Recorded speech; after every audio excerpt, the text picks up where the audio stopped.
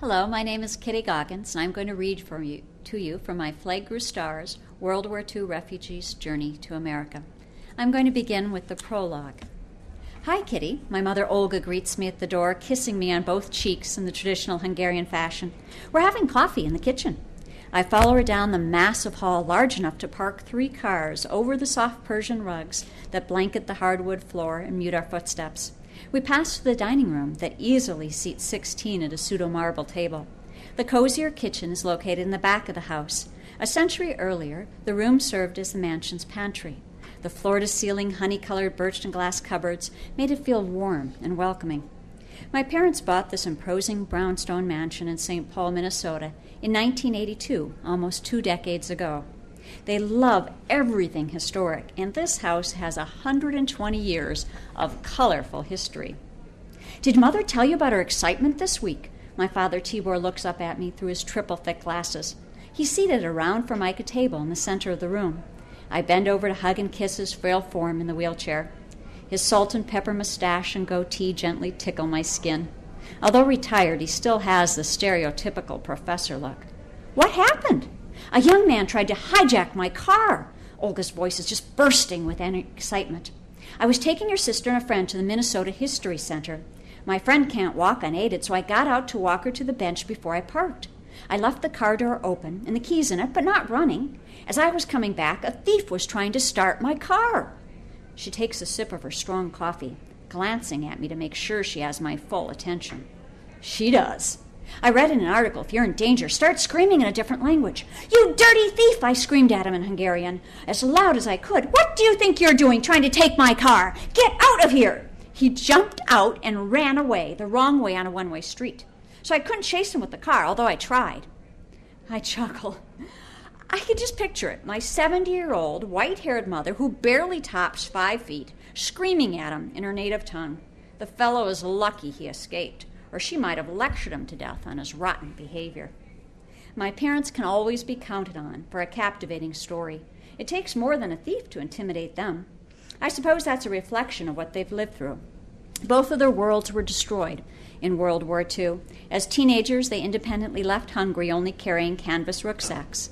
Their experiences as refugees on the losing side provide a distinctive perspective on the war, different than I learned in school as an American. Even once my parents' stories merge here in Minnesota, their adventures furnish an intriguing view of the lives of immigrants in other cultures. I find the most valuable part of their story is how they successfully adapted to major upheaval. We all face change, our world transforming or perhaps exploding. It just keeps coming faster. So how do we successfully adapt?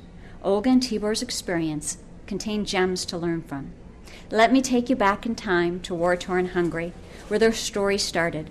We'll relive their experiences as refugees, leaving their beloved homeland, building a new life, language, and culture in a foreign place. I'm going to jump to December 6, 1944. Dear Lord, I'm so young. I don't want to die. 13-year-old Olga Wagner repeated this prayer over and over. Her brunette head bowed, tears from her hazel eyes leaving streaks on her cheeks. As a bomb exploded with a deafening noise, Olga curled up tighter on the stool in the coal cellar of her brick apartment building. Each massive explosion reverberated in the compact space. She repeated her prayer, her body echoing the fierce shaking of the thick plaster walls. Airborne plaster sifted from the swaying walls, mixing with the coal dust in the dank, thick air. The tiny coal-covered windows let in only a trickle of diffuse light, and Olga could hardly see the 13 other residents of her 4-unit building huddled near her. But she could smell their sweat and hear their ragged breaths and fervent prayers. She could make out her mother's voice praying, "Dear Lord, please help us." Her mother's shadowy form fiercely embracing Olga's 8-year-old brother. The bombs kept coming, an unending, ferocious, earth-shaking thunder beyond her experience or imagination. After 2 hours, the siren sounded the all-clear signal, a single, solid, blessed note. Olga cautiously emerged from the dark cellar, blinking as she stepped into the blinding light of the early afternoon. Her eyes slowly adjusted to the brightness. Explosions still boomed in the distance.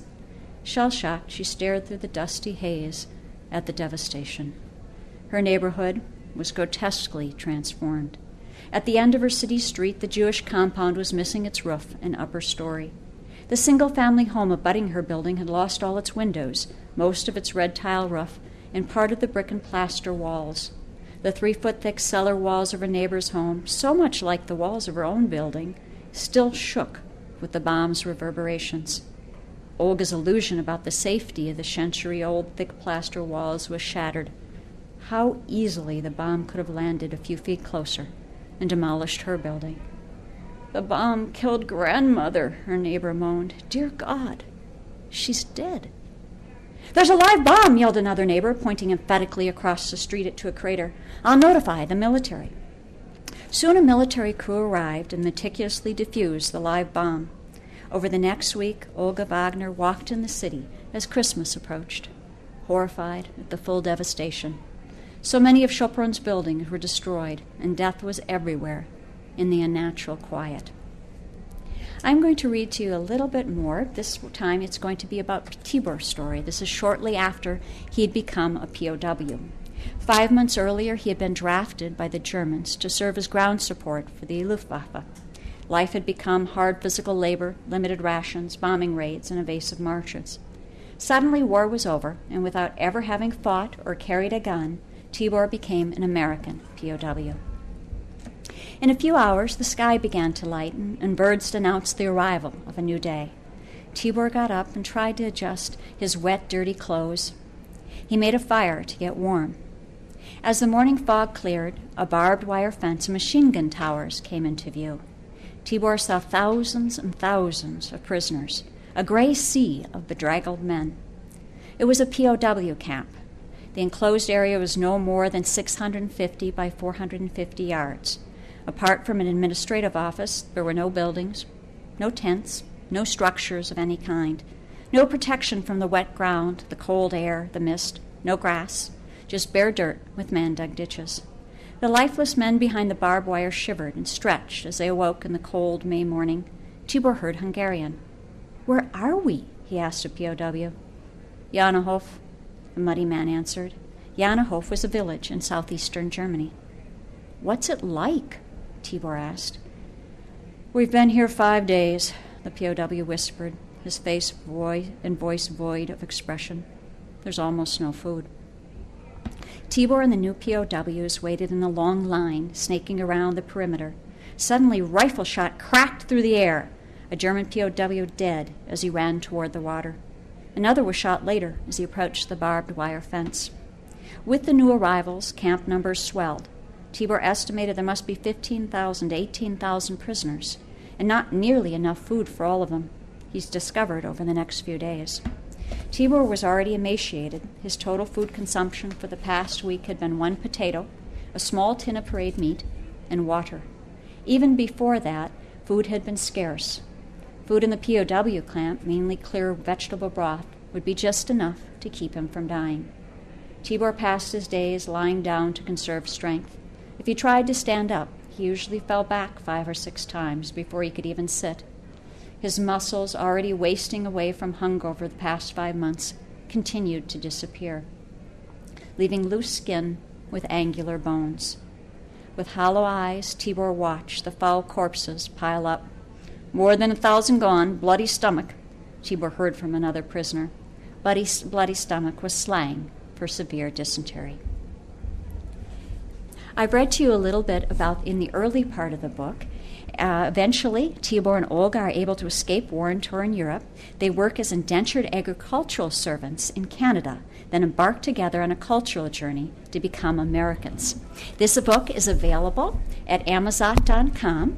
It's also available locally at Common Good Books, the Minnesota History Center Museum Store, Lake Country Booksellers in White Bear Lake, Macabre's in St. Anthony Park, Valley Booksellers in Stillwater, and Majors and Quinn in Minneapolis. My name again is Kitty Goggins, and the title of the book is My Flag Grew Stars, World War II Refugees' Journey to America. I hope you enjoy reading it.